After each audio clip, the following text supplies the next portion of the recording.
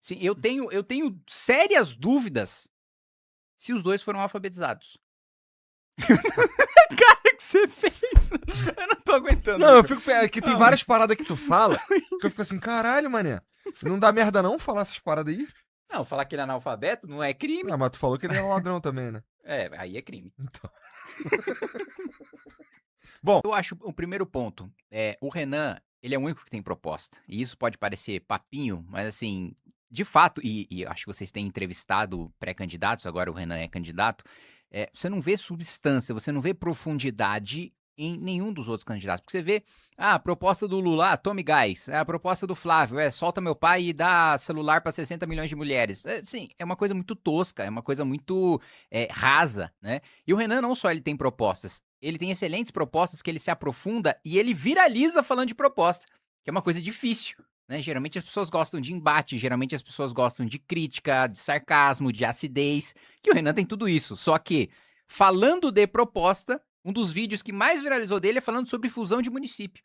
Falando sobre, olha, boa parte dos municípios brasileiros são inviáveis, são minúsculos, existem só para ter prefeitura e câmara de vereador, que você gasta mais com o prefeito e com o vereador do que com o cidadão, né? O orçamento da cidade está mais voltado para financiar a estrutura política do que o próprio município.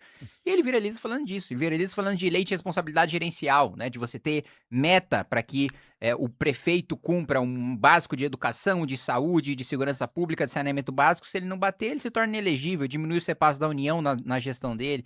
Então, eu acho que o primeiro ponto, tem propostas, tanto que nós resumimos as nossas propostas agora no plano que a gente protocolou para o TSE. TSE a gente protocolou 60 páginas, que é o livro amarelo, nossas propostas resumidas, mais o livro amarelo em si, que a gente lança no nosso congresso, dia 1º de agosto.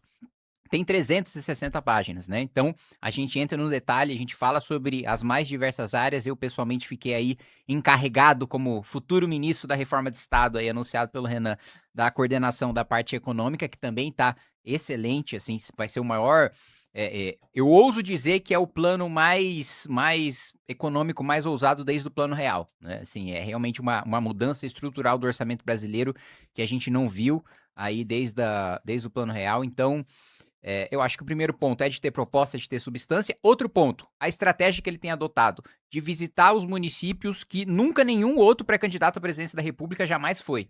Não é que ele tá indo em lugares que o Lula ou que o Flávio não vão, ele tá indo em lugares que nunca ninguém desde a Nova República foi para fazer campanha, né? Municípios pequenos, e ele não fala sobre as suas pautas nacionais quando ele vai nesses municípios, ele fala sobre as pautas locais, né? Hoje ele estava, inclusive, gravando ali num local conhecido, acho que é por ter garimpo ilegal, até agora que ele é candidato oficialmente, passou a ter segurança da Polícia Federal, e a Polícia Federal faz análise de risco em cada agenda dele. Dessa vez, puta, teve 60 PFs ali com um fuzil para fazer a segurança, que era uma área realmente de risco.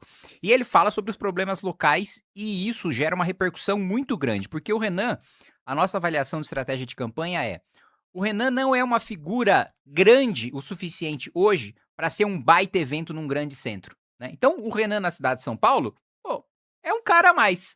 Agora, o Renan numa cidade de 15 mil habitantes é um evento para a cidade, para a região. As pessoas vão na porta da rádio, gera uma impressão gigantesca, principalmente quando ele está falando dos problemas da própria região, né? Porque mesmo quando um candidato à presidência vai, geralmente ele fala sobre as pautas nacionais ou sobre os problemas do estado de maneira geral, mas não daquela cidade especificamente.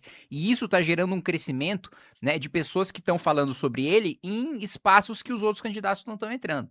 Então, eu acho que esses dois elementos ajudam, né, a mostrar do porquê que a campanha do Renan está crescendo. E um terceiro elemento fundamental que para mim é sintomático do porquê o Renan vai vencer. E hoje, quando eu falo isso em Brasília, ou quando eu falo isso para jornalistas ou analistas políticos, ou quando eu falo para o mercado, todo mundo ri da minha cara, né? Mas esse terceiro elemento é fundamental do porquê que eu acho que o Renan vai ganhar. Ele é o único que tem militância orgânica. Ele é o único que tem pessoas que batem no peito com orgulho e falam, cara, eu tô com muita vontade de apoiar o Renan, de mostrar o vídeo dele para meu pai, para minha tia, para meu filho, para minha avó, de levar a gente pro evento. Eu tenho orgulho de apoiar o Renan. Você não vê isso, né? O Renan, ele teve a capacidade de montar um partido político quando um ex-presidente da República, no exercício da presidência, não conseguiu. Jair Bolsonaro estava com a caneta na mão, tinha 50 mil cargos de livre nomeação, estava com o apoio do Centrão, tinha apoio do Supremo Tribunal Federal, inclusive na época que ele tentou montar o partido, porque Hoje, muitas vezes, os bolsonaristas só se lembram do atrito do Bolsonaro com o Supremo, mas não se lembram que Toffoli e Gilmar atuaram para salvar o Flávio Bolsonaro. Que o Toffoli fez até uma concessão retórica para o Bolsonaro, né? O Toffoli era presidente do Supremo e ele deu um discurso falando mais ou menos o seguinte: olha, gente, agora que nós estamos em novos tempos, não sei o quê, eu chamava de golpe de 64, mas eu vou passar a chamar de movimento, né? Então, assim, a subserviência do Toffoli ao Bolsonaro era tamanha que até no negócio, né, que devia ser... Você, independentemente da sua convicção, deve ter uma grande convicção sobre 64, né? Você achando que é golpe, achando que é revolução, você tem opiniões fortes e não uma opinião fraca o suficiente para você deixar de chamar de golpe para chamar de movimento. Então, o Toffoli chegou nesse estágio, né? E ele suspendeu liminarmente não só a investigação do Flávio, mas de todo mundo que tinha investigações envolvendo compartilhamento de informações do COAF com a Receita, que era justamente o caso do rachadão ali do Flávio Bolsonaro, em que ele roubou na Assembleia Legislativa junto com o André Siciliano, presidente da Assembleia do PT, hoje assessor da Secretaria de Relações Institucionais. Então, o assessor da Glaze ajudou o Flávio Bolsonaro a roubar na Assembleia Legislativa. Então, o primeiro ponto é: mesmo com a simpatia do Supremo, a simpatia do Centrão, Bolsonaro não conseguiu montar um partido político e o Renan conseguiu. Além disso... Que seria o Aliança, né? Seria o Aliança pelo Brasil, o partido do Bolsonaro. Acho que parou ali em 180 mil assinaturas. Precisava... Na prática, assim, em tese, né? Você precisa entregar 560 mil, mas na prática, como você tem perda por divergência de dado e por aí vai, problema de cartório, você precisa entregar 800, 900 mil, Bolsonaro parou em 160. E a administração também de um movimento que se institucionalizou de maneira muito bem sucedida, né? O MBL hoje, ele está em todos os estados da federação, em boa parte dos municípios. A gente tem uma iniciativa bem sucedida de fazer um movimento oposto da imprensa, que é ter uma revista impressa, que é a revista Valete, e a tiragem só aumenta todos os meses, né? Sendo que toda a imprensa está fazendo um movimento contrário, indo para o digital, né? O Renan tendo a iniciativa de ter uma revista impressa cultural, de textos mais densos, que vai, digamos assim, na contramão do que as gerações mais novas estão consumindo, né, de conteúdo mais rápido, mais mastigado, mais fácil, ainda assim, indo mais profundamente. Pô, a gente tá falando, começamos com 0, evidentemente, já estamos partindo aí para 6, 7 mil assinaturas mensais. Um aplicativo próprio, com cursos próprios, com estruturas de dossiês políticos explicando diversos temas, aulas de história, de filosofia, de direito, uma rede social própria dentro desse próprio aplicativo com adesão. Então, existe uma gestão de movimento político e há uma experiência em liderar. Não é fácil você inspirar pessoas, não é fácil você organizar a militância, não é fácil você organizar grandes eventos, como a gente faz com milhares de pessoas todos os anos, e você manter a gestão de vereadores que foram eleitos, deputados estaduais, a minha eleição de deputado federal, do que o Renan foi fundamental nas duas. Então, existe uma comprovação de experiência política, de liderança. Agora, quando a gente vai parar para olhar, né, primeiro, comparando com os outros, o Lula, ele tá aí no seu 4º mandato e ele faz um governo absolutamente fracassado, né? A gente tá com uma das maiores taxas de juros do mundo, a gente tá com a inflação fora da meta, tá numa calamidade de segurança pública, educação nem se fala, né? Mais da metade das nossas crianças são analfabetas, 70% das nossas crianças não sabe quanto é 200 menos 150, não sabe fazer conta com número com 3 algarismos ou mais. Então, assim, a experiência de gestão do Lula é um absoluto fracasso. Do outro lado, o Flávio Bolsonaro só tem experiência em roubar. Ele teve um mandato que foi dado de presente pelo pai dele, na Assembleia Legislativa do Rio de Janeiro, participou da rachadinha, depois, né, que ele ganhou pro Senado, ele quis dar saltos maiores e aí ele foi promovido, né, de um rachador para um bandido de roubo de banco, né, junto com o Daniel Vorcaro. Zema e Caiado, né, por mais que tenham experiências de administração, foram lideranças políticas fracas. E por que eu digo isso? Porque os dois se submeteram ao bolsonarismo. Os dois não tiveram coragem de pontuar suas diferenças, de mostrar as traições do Bolsonaro, de mostrar as contradições do Bolsonaro. Os dois fizeram governos baixando a cabeça pro Bolsonaro para não sofrer com a rejeição do eleitorado bolsonarista. né, não ter coragem política de firmar o seu posicionamento com medo de perder popularidade é um sinal de fraqueza de liderança política. E isso que eles estavam no exercício de um cargo, onde é mais fácil divergir, onde você tem mais poder, onde você tem mais meios de defesa.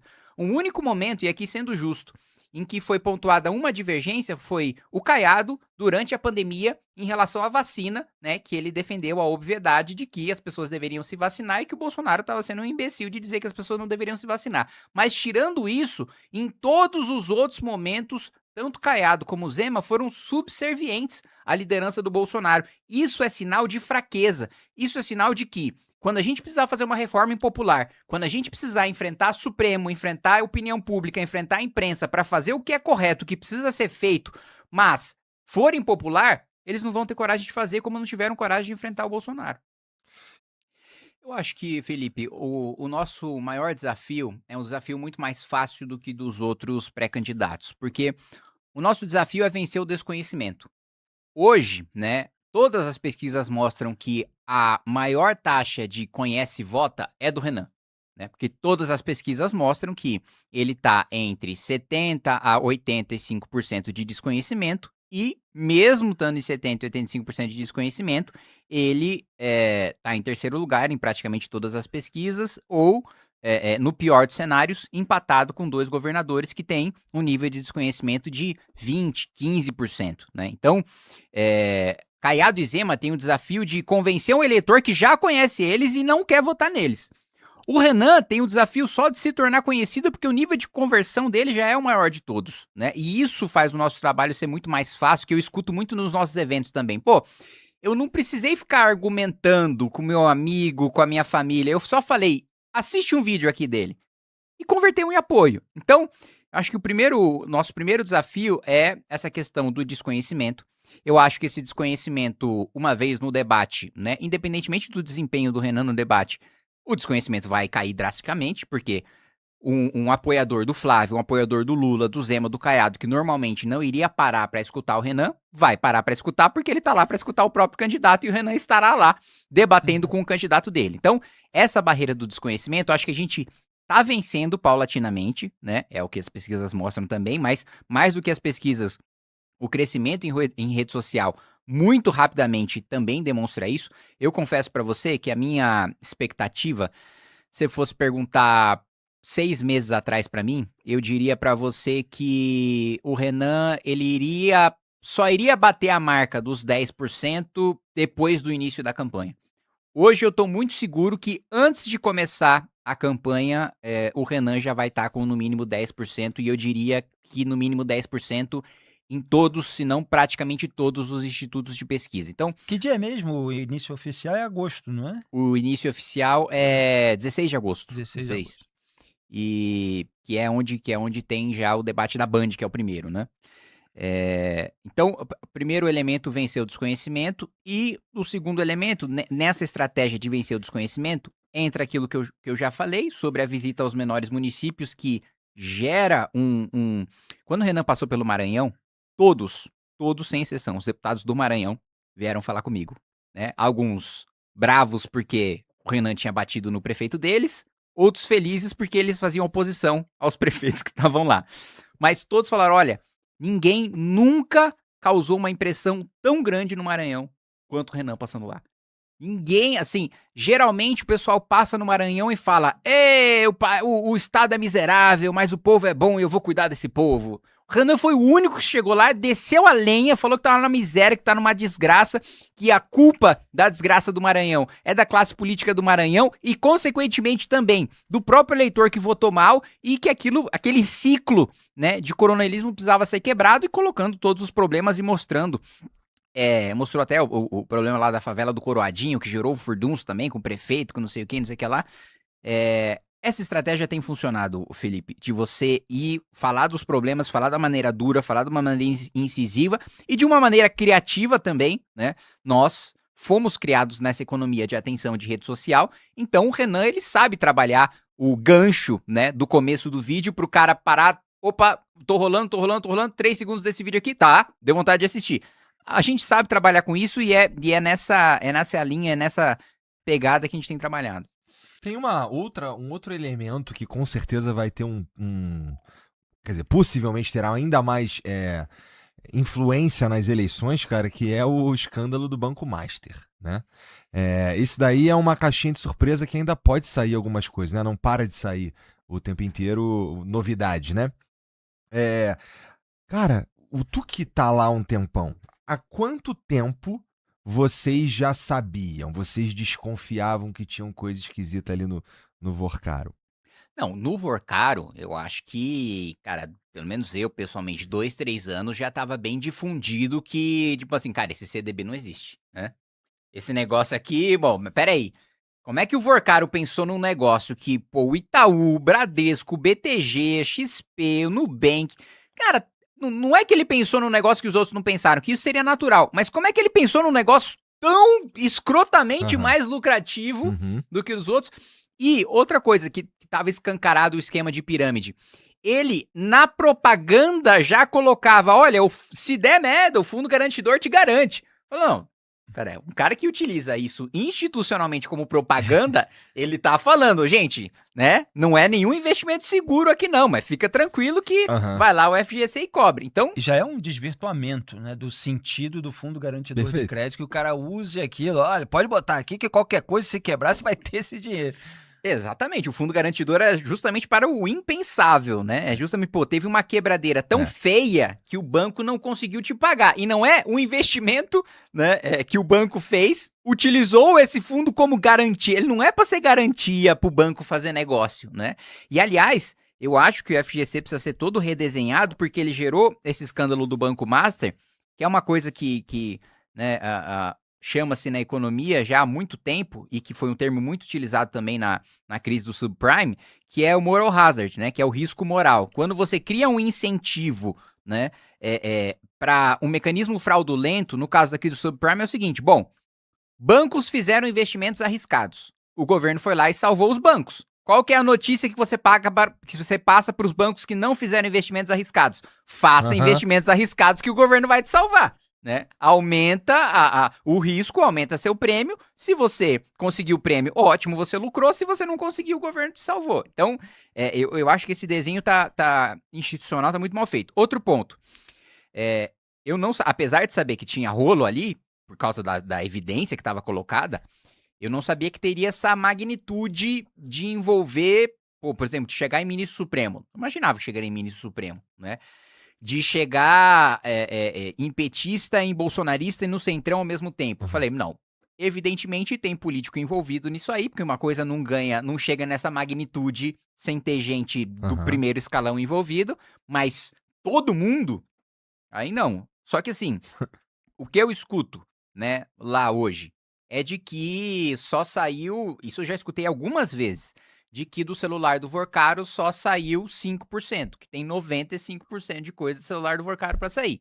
Outra coisa que eu escuto recorrentemente, aí não sei se é lenda, se é verdade, eu acredito nisso porque eu já escutei de tantas fontes diferentes, com, digamos assim, narrativas batendo de pessoas que não se conhecem, que não faria sentido ter combinado versão, mas de que vai sair vídeo do Flávio, né? E até já saiu notícia falando que o Flávio já tá preparando a narrativa pra se defender, não sei o que lá. Né? Já escutei isso também. Então, o escândalo do Banco Master ter estourado, não é? Pra a candidatura do Renan, é ótimo poder mostrar que os seus adversários são ladrões. Né? O Renan ele tem toda a liberdade de chegar num debate, chegar pro Flávio e o dinheiro que você roubou junto com o Vorcaro do Banco Master. Ou você vai falar, ah, não, era só pra um filme do meu pai. Falou, amigo, o cachê do Jim Caviezel tá 130 milhões? Você tá de brincadeira, né? Você não contratou a Sidney Sweeney, você não contratou o Pedro Pascal, você contratou o Jim Caviezel, cara. Você quer enganar quem? Né? Porra, é óbvio que você roubou esse dinheiro. Coloca, e aí eu vejo muito bolsonarista batendo nessa tecla, né, muito cegamente. E aí, o que eu falo pra esse bolsonarista é o seguinte, imagine que vazou um áudio do Lulinha pedindo dinheiro pro Marcelo Odebrecht pra fazer um filme sobre o Lula. Você ia falar, ah, não, é só um filme? Ou você ia falar, obviamente, isso é coisa de bandido. É um bandido pedindo dinheiro pra outro bandido porque tem uma contrapartida de bandido envolvendo a bandidagem. Ah, não, mas quando é o Flávio Bolsonaro, veja bem, é melhor isso do que Lei Rouanet. Falar, ah, meu, você tá me tirando, né? E aí, da mesma maneira, o Lula, né? Do Bolsa Família é muito simples, né? E isso vai ser sempre colocado, independentemente da proposta que a gente coloque para enfrentar assistencialismo, para enfrentar a dependência de programa social, a propaganda, o terrorismo que o PT vai fazer é, pobre vai morrer de fome, né? E é até engraçado porque o Lula tinha prometido no primeiro mandato, vou acabar com a fome. Agora ele voltou a prometer no quarto mandato e, enfim, né? Quando ele diz que não, no próximo ano e tal, que a gente vai colher, por enquanto a gente tá ainda plantando, não sei o quê. A gente tá, né? Por enquanto ele só plantou no brasileiro e não nasceu nada. Calma aí, cara, lá ele. Enquanto... Não, desculpa, eu ia me manter sério, mas o jeito que você me olhou aí, né? Perdão, mas eu sou o marido aí, tá ok? Você, porra, perdeu a linha aí, cara. Então, o Lula, por enquanto, só plantou no brasileiro. Tá bom. E não nasceu nada. Não aconteceu nada, tá? A picanha que foi prometida lá. A metáfora da plantação mexeu com você? Bom, Faltou... não veio, faltou picanha. Faltou a Inhá. Faltou. Esses dois. O que eles fizeram antes do programa? Tá. Vamos dizer que a gente tava mesmo? Tava falando do mal do Tipo, Lula. Tava falando mal do Lula. Tá. Bolsa Família. Isso.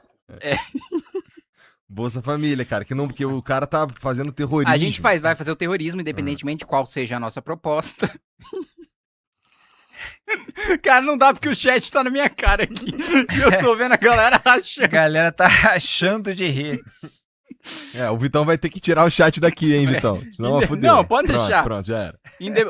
Pronto. Agora eu tô vendo você em vez de olhar o chat, porra. Para de ir.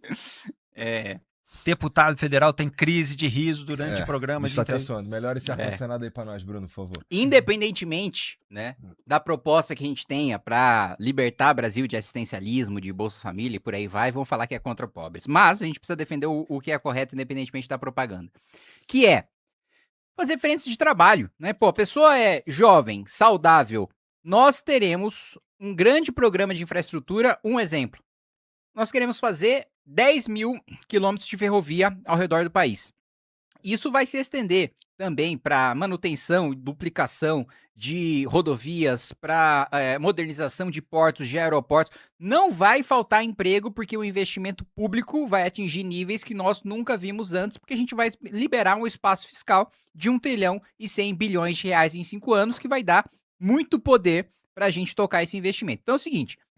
Você recebe Bolsa Família? Você consegue trabalhar? Nós temos um emprego para você trabalhar. Você não quer este emprego? Você não vai receber mais, porque você escolheu não ter o emprego. Você escolheu não receber o triplo, o quádruplo do Bolsa Família só porque você não quis trabalhar. Então, eu acho que esse é um ponto importante. E outro ponto, existe um incentivo, né, a você ter um emprego informal, e existem muitos empregos informais, justamente por causa do quanto a nossa carteira de trabalho é onerada. A gente propõe uma reforma previdenciária estrutural que vai fazer baixar a contribuição previdenciária significativamente, que hoje é um dos principais, se não o principal elemento que onera ali uma relação trabalhista via CLT. Esse é o ponto em relação ao Bolsa Família. Em relação à desfavelização, eu fico realmente espantado, né? Como um jornalista tem coragem de dizer que defender desfavelização é uma medida antidemocrática. Eu falo, mas gente, antidemocrático é eu manter o controle do crime organizado na favela. Isso é antidemocrático, porque aí só é cidadão, só tem direito de exercer livremente o seu voto quem não tá na favela.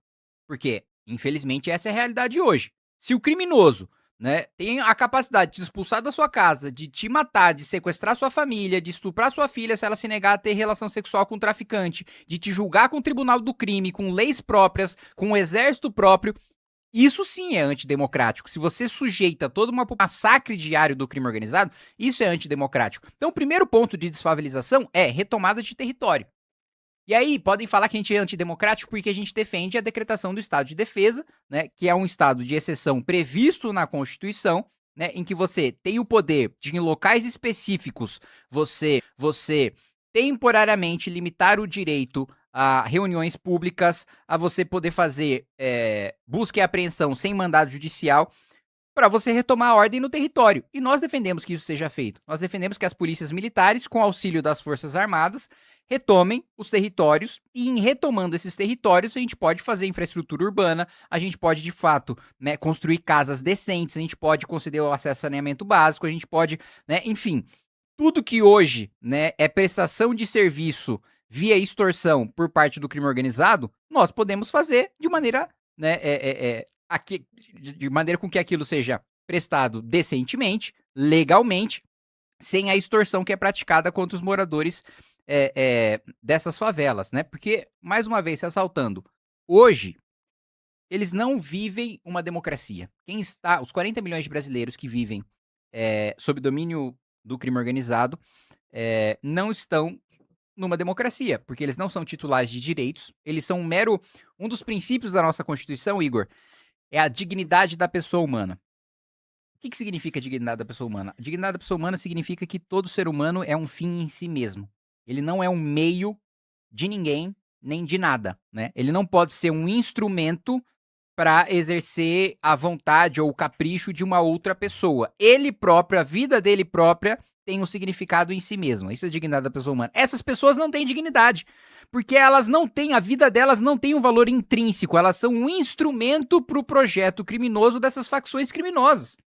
E olha que eu nem sou o defensor da Constituição de 88, eu defendo uma nova Constituição, mas para pegar um princípio constitucional, essas pessoas são meros instrumentos do crime para ter lucro, para ter vantagens sexuais, né, para ter um domínio e exercer o poder sobre a vida dessas pessoas. Então nós temos sim um projeto de retomada de território, de imposição de lei e ordem, de geração de emprego e renda em áreas periféricas, e o mais difícil do que retomar os territórios é ocupar esses territórios, é impedir que o crime volte, que é uma deficiência estrutural que a gente vê com mais clareza, principalmente no governo do Rio de Janeiro, mas mais recentemente a gente tem visto isso muito no Ceará também, né? E a nossa ideia é justamente a gente mudar a realidade, a infraestrutura, a realidade econômica e o policiamento dentro dessas áreas para que elas nunca mais tenham que se sujeitar à vontade do crime. Não, primeiro porque ser conservador politicamente falando, né, que é como o Flávio se define, pressupõe você ser cético e você só aplicar, do ponto de vista da política pública, você só propõe uma política pública se você tem dados, se você tem evidências e você tem um raciocínio lógico que demonstra que aquilo funciona. Você não utiliza seres humanos como ratos de laboratório, que é uma das críticas que o conservadorismo faz em relação a comunismo, socialismo, em relação a experiências totalitárias. Não.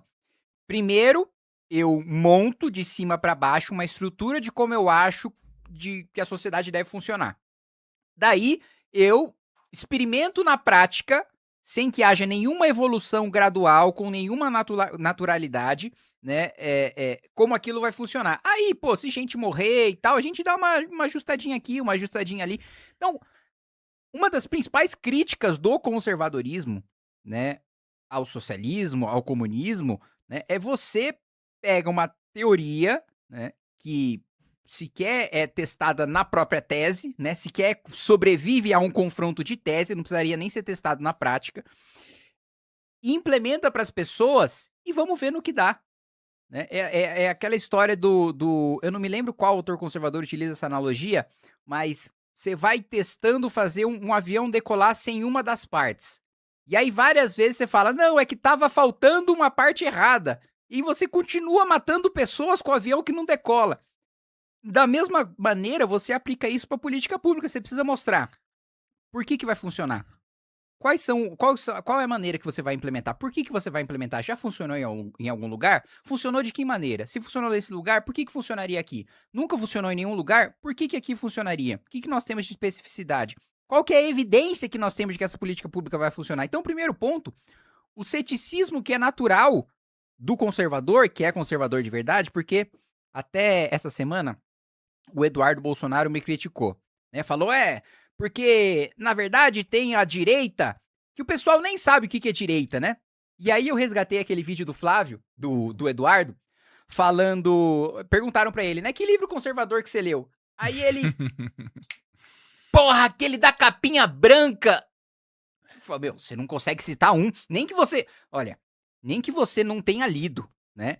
No mínimo, você não consegue lembrar um nome de uma capa de um livro conservador que você viu na livraria um dia na sua vida, alguém que você tenha escutado numa palestra falar de um livro, você não tem a capacidade de se lembrar. Porque o cara não pediu pra ele fazer uma resenha do livro, só pediu pra ele citar um título. Ele não tem a capacidade de citar um título. Inclusive do Roger Scruton, o conservador britânico, filósofo que morreu há poucos anos atrás, e que o Eduardo Bolsonaro naquela entrevista encarou como uma referência intelectual, e ele só soube citar um vídeo de YouTube que o Roger Scruton fez sobre a beleza, ele não sabia citar o nome de um livro. Que, aliás, ele tem um livro ótimo que é Como Ser um Conservador, né? Exato. Que foi o único do Scruton que eu li e que, pra mim, quando ele fala do vínculo, né, em relação à sua terra, em relação à sua comunidade e o conservadorismo ser, que eu acho que essa é a melhor definição, né? Ser um pacto entre quem morreu, quem vive e quem tá por viver, né? Ou seja, honrar o legado daqueles que passaram, trabalhar para entregar uma sociedade melhor do que você recebeu pro futuro, né? Ter essa conexão, isso ser, entre aspas, o contrato social, eu acho que essa é a melhor definição de conservadorismo, porque, por exemplo, o pensamento revolucionário, ele corta o primeiro elo dessa definição, que é o compromisso com o passado, porque o revolucionário acha que tudo que veio atrás dele tá errado e que ele que vai trazer tudo que tá certo de novo, né? Então, assim, todas as instituições, toda a economia, todos os costumes, as relações sociais, desde o Estado, da democracia, da economia de mercado até o casamento, todas as instituições estão erradas e eu que vou começar do zero, que eu sou o zero. Aí já viola o conservadorismo e fala, não, primeiro você precisa honrar o seu passado. Não significa que você tem um compromisso com os erros do passado, mas significa que você tem um compromisso de aprender com o passado, né? E o Eduardo não é capaz de citar nada e ele veio falar, não, mas aí o Kim tenta confundir, né? Ele é um cara que, né, fala que, não, a direita pode concordar com a esquerda aqui. Eu falei, olha, peraí, gente, olha, na minha experiência de mandato, direita que mais concordou, não é nem com a esquerda em si, mas com o petismo, foi o bolsonarismo. E aí eu listei, pô, PEC da vingança pra perseguir promotor que combatia a corrupção, afrouxamento de lei de improbidade administrativa. Antes existia a figura da culpa grave, né? Então, assim, eu sou o prefeito, Igor. E aí tá lá na sua casa, tem um buraco pra asfaltar, né? Pra fazer a operação tapa-buraco ali, na frente da sua casa, eu contrato uma empresa de isopor. Aí eu tapo com isopor o buraco da sua casa. Se não ficar comprovado que eu recebi propina da empresa de isopor, eu não posso ser responsabilizado administrativamente, no âmbito do direito administrativo sancionador, eu não posso ficar inelegível por ter usado o isopor para fazer a operação tapa-buraco ali na frente da sua casa. Nisso, PT e Bolsonaro e Centrão votaram juntos, né?